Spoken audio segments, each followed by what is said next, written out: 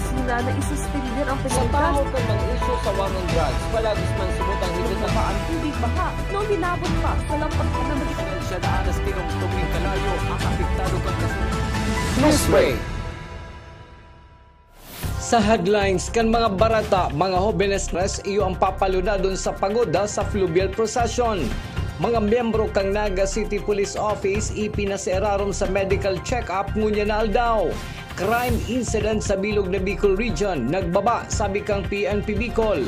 Pagkagada ni dating Senador Ninoy Aquino, girumdum pa daw kang sa tuyang mga kababayan. Uya mga bareta sa aldaw na ini. Ako po si Christine Reyes. Mga jóvenes na halis sa mga parokya kan Archdiocese of Cáceres, iyang malunad sa pagoda sa fluvial procession sa Peña Francia Festival ngunya na taon, uyang sa kuyang report. Sa fluvial procession nagkikibon sa September 20, mga jóvenes ang napiling isakay sa pagoda ni Ina na iyo man ang pinili kan Archdiocese of Cáceres. Pinagmawat na itao ang pagkakataon na ini sa jóvenes matapos na maging host ang Ciudad de Naga kan nakaaging National Youth Day o rugna na nahiling ang potensyal kan mga ini.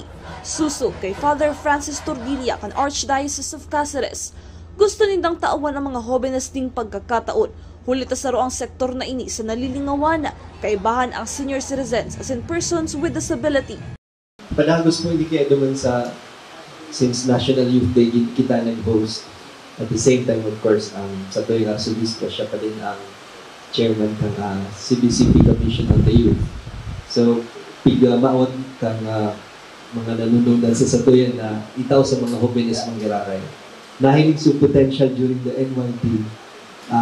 Pati nga sa coverage ng live stream kato tinaw sa mga jóvenes. And I think they're very much capable. Kaya, sabi mo, apera kaya, duman sa pangapulan ni Arsobispo sa sayang pastoral network.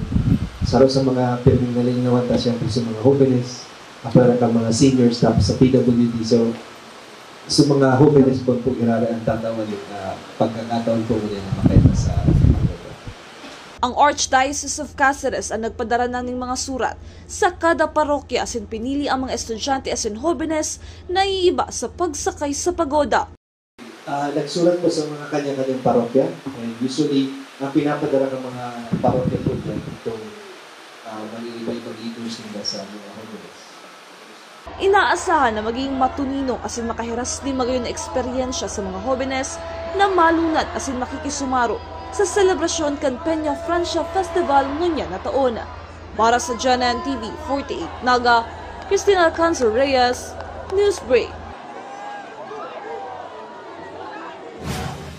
Mientras tanto, pag-abot man sa preparasyon kan Task Group Fluvial na pinanginotan kan Station Commander kan Philippine Coast Guard sa Camarines Sur na si Lieutenant Junior Grade Kenny Villafuerte, pinagsiguro kaini na ang gabos na planong nakalatag kan Task Force Fluvial maimplementar kan PCG Camarines Sur. Dagdag pa kaini, sisiguraduhon kan sa edang team na ligtas ang gabos na devotees na malunad sa pagoda sa Setyembre. Kung kaya padagos ini makikipagtabangan sa Naga City Environment and Natural Resources Office as in Bureau of Fire Protection para ma-inspeksyon ang mga salog na aagihan antes ng fluvial. As to the preparation and planning ng Task Force Fluvial, so intercollaboration with other agencies the key to success, no? So tulong-tulong tayo with other agency. We will just make sure that the plan will see to it that ma-implement natin, no? So may mga planning na tayong ginagawa sa task force natin, sa Task Force Fluvial. So as of now, we will continue our planning and hopefully ma-execute natin to ng maayos and smooth. So first is yung challenges natin is yung dapat ma-ensure natin yung safety ng river, same time free from hazard. Kaya nga nagkikipagtulungan tayo sa Senro at the same time sa Bureau of Fire Protection para mag-joint kami, mag-inspect ng river to make it sure na wala tayong hazard na ma-encountered during the fluvial. Para sa Guan naman, ongoing yung ating ginagawang inspection and registration para sa kanila. Sa iba pang bareta, ipapautog man ngunya na taon ang liquor ban urog matapos nang nangyari ka nakalihis na taon sa may Delfin Rosales Bridge na may nag-iriwal asin may nahulog sa salog kan Naga asin Nalamos. Susog kay Police Lieutenant Colonel Chester Pumar, tagapagtaram Naga City Police Office. Higot nindang ipapautob ang liquor ban bilang pagrespeto sa simbahan asin ken Nuestra Señora de Peña Francia. Nag-message ang aming operation officer. Nag-submit mo tayo ng request for signal shutdown, gun ban, and liquor ban. Diba? Yung incident na may namatay, mga lasing po ang involved doon. So, isa po yun sa nakikita namin pinakadahilan. Maiinit ang ulo at nawawala na yung respeto sa occasion. Padagos sa mga bareta, 5 major events sa Peña Francia Festival araw kan Traslasyon Procession, Fluvial, Military asin Civic Parade asin Marian Celebrations o ang kapistahan ni Nuestra Señora de Peña Francia sa siyudad ni Naga. Nakaantabay ang 2,000 hasta 3,000 na mga volunteers halos sa Philippine Red Cross Camarines Sur Chapter na mataong medical support sa mga deboto asin turista. Malatag manin 30 estasyon asin nagkaperang ambulansya ang Camarines Sur Chapter Red Cross.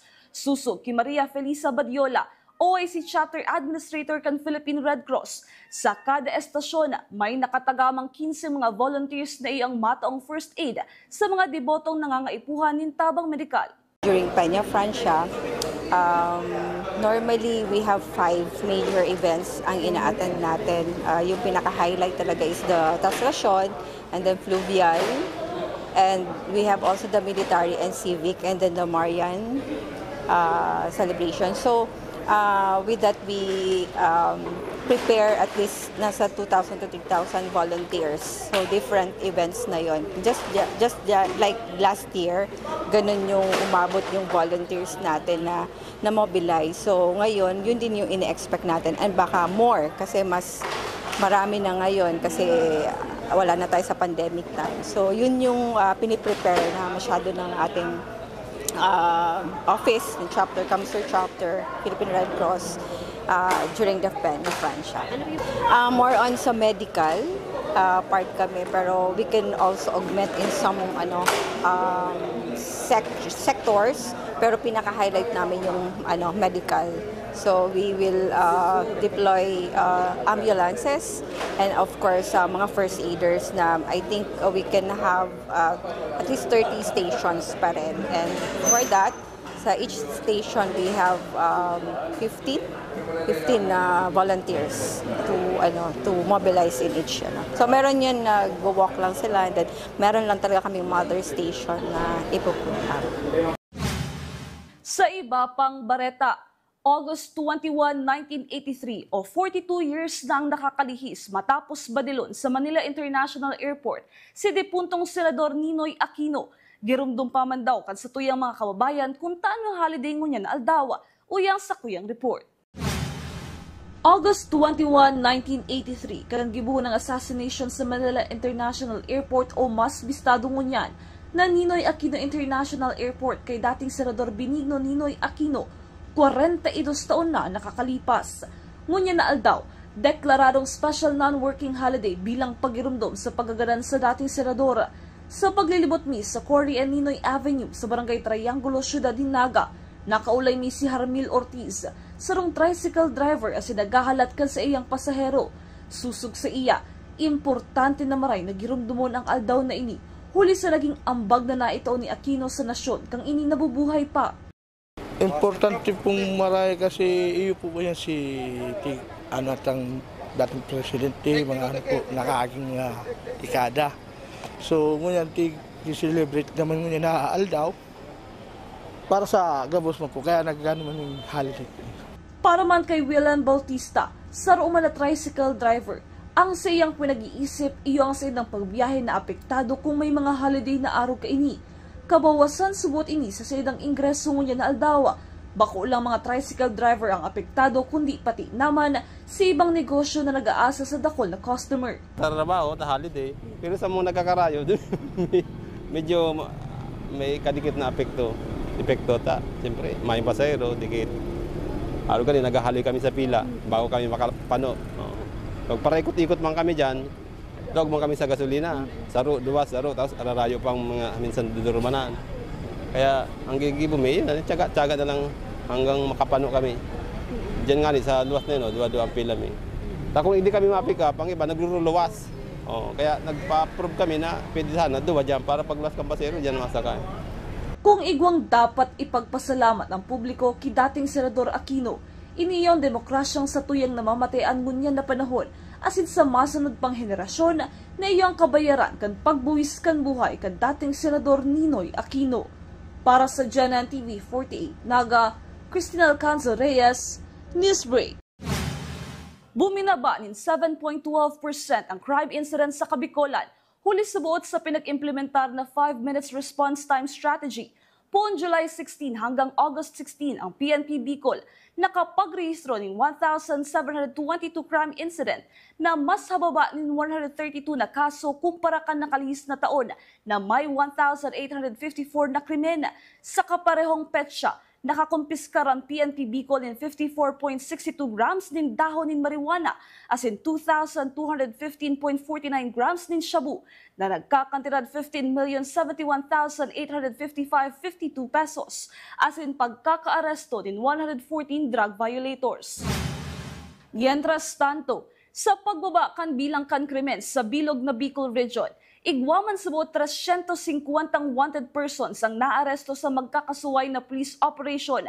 16 ang naaresto sa regional level, 17 sa provincial level, 8 sa city level, 28 sa municipal level, asin 281 sa station level. Naging matarayong pusubot ang 5 minutes response huli sa suporta kan publiko.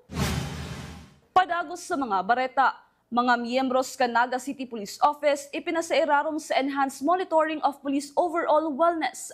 Ang detalye sa report ni Cristina Valenzuela. Kada 4 na bulan, pinagbibisita kang Regional Medical and Dental Unit kang Philippine National Police ang gabos na probinsya sa bilog na Region 5 para i-monitor ang salud kang mga PNP personnel. Kabali digdi ang pag-evaluate kang mga vital sign as in medication kang mga pulis na may hypertension, diabetes, halangkaw na kolesterol as in may uric acid. Sa Naga City Police Office, nagkaigo kasubago ng Health Services ang RMDU-5. Katakod kang programang Enhanced Monitoring of Police Overall Wellness o inaapod na EMPOW. 68 mga kapulisan sa Naga City na nag-eedad 40 pataas ang nagpartisipar sa nasabing programa kang RMDU-5. First of all, itong activity ng PNP, ng Health Service, yung tinatawag na EMPOW, yung Enhanced Monitoring of Police Overall Wellness. No? Ginagawa namin to halos every 4 months. Nagbibisit kami to different province ng Police Provisional Office and then binibigyan namin sila ng schedule for their check-up. Together with their laboratory, ine-evaluate namin sila, vital signs, and then yung medications. Common doon yung top 5 medications na non-communicable disease, like yung diabetes, hypertension, yung mataas na cholesterol, yung dyslipidemia, yung uric acid. Binibigyan natin sila maintenance based sa result ng laboratory. And then ina-advise natin sila. And then every 4 months, ina-evaluate natin. Definitely with medications para good compliance, maging maganda yung maging outcome ng mga ano. Kasi syempre sa PNP, gusto namin pati health nila na monitor namin. And then actually po, ang initial ano po ng kinikater ng program namin, 40 years old and above. And then yung less than 39 below, yun naman yung heart, yung ine-evaluate namin sila based on their concerns po ng health nila. Ang target po natin usually yung annual physical examination, usually as we age, pagdating ng 40 years old, doon na po lumalabas yung mga